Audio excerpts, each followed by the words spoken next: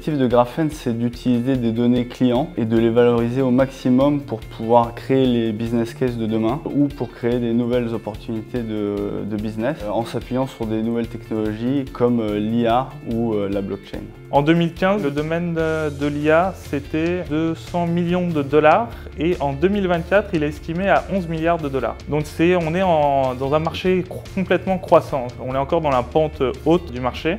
Et il faut savoir que d'après les derniers sondages, 50% des entreprises n'ont pas encore implémenté ou n'ont pas du tout de stratégie data et IA dans leur entreprise. Et c'est là que Graphene se place pour conseiller et aider ces entreprises parce qu'elles n'ont pas la maturité encore ou même elles n'ont pas la connaissance du monde de l'IA.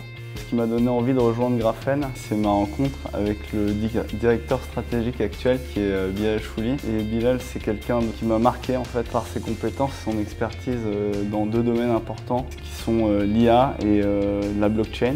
Et c'est rare que quelqu'un cumule ces deux expertises. Bilal, c'est aussi quelqu'un qui vient d'un background scientifique, c'est quelqu'un qui est docteur en physique. J'ai rejoint Graphene, c'est surtout grâce à la diversité des missions que Graphene a apportées. Et le Graphene me porte aussi grâce à ses missions proches du business, une expertise métier que je pense qu'on sous-estime beaucoup dans les entreprises dans la data science aujourd'hui. C'est-à-dire on a les données, mais voilà ce qu'elles veulent dire, voilà leurs relations et voilà leurs conséquences. Pour un consultant en data science, je crois que ce qui est vraiment essentiel, c'est les hard skills. C'est d'avoir un goût pour le développement informatique, c'est-à-dire aimer produire du code. Mais c'est pas du tout suffisant. Donc il y a aussi d'autres éléments.